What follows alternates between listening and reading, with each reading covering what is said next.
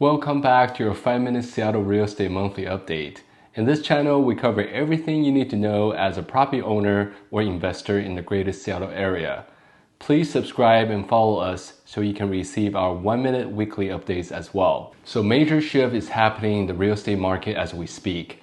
The Fed just raised the federal fund rate by another 75 basis points, and they are scheduled to increase the rates 4 more times throughout the rest of the year, which means we may reach 3.5 to 4% federal fund rate by the end of 2022.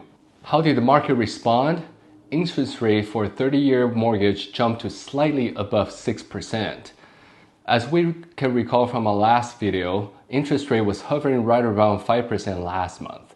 So over merely around a month, we have nearly 1 full percentage increase in rates. To put that in perspective, for a $500,000 mortgage, we're talking about more than $300 increase in payments every single month. In terms of real estate, the rapid increase in cost has already priced some potential home buyers out of the market. Mortgage applications for home purchases in June were down more than 15% compared to the same time last year. So what is the impact on the Seattle real estate market? Let's take a look together. The median price single-family home in King County just reached $1 million. And compared to a year ago, this is roughly an increase of 14.3%. For the properties that were sold, they were on the market for about 5 days on average.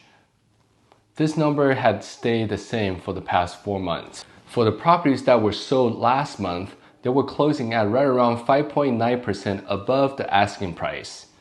Compared to last month, sellers were getting about 11.6% above asking.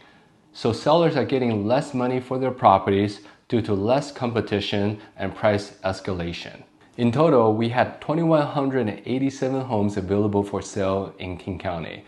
Compared to a month ago, we have 484 more homes available for sale, which is great news for home buyers.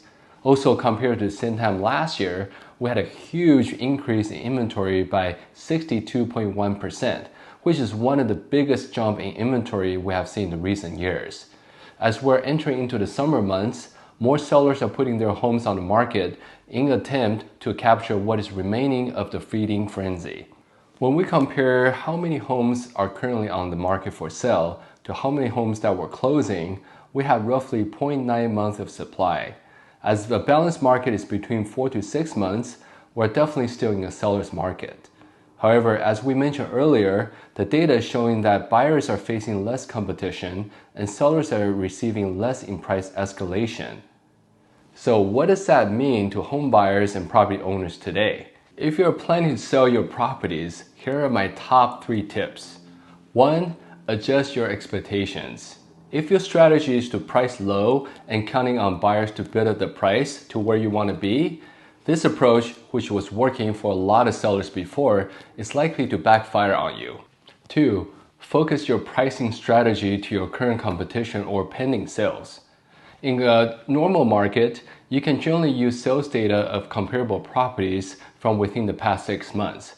But in this market, do not use comparable properties sales data from more than 2 months ago.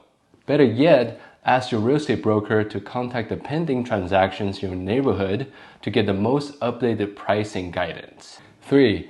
Be objective. Try to see your property as a product and see things through the lens of a buyer.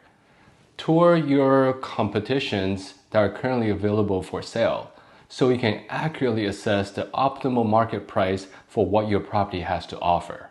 For buyers, as the interest rate stabilizes and sellers' concern for potential recession looms, there may be opportunities for you to pick up deals as you face less competition.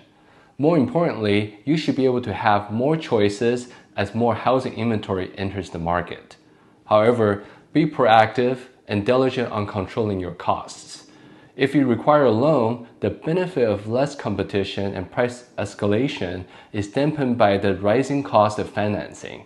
So secure as good of an interest rate as possible and make sure you position yourself to be able to hold on to the property for the long term if needed.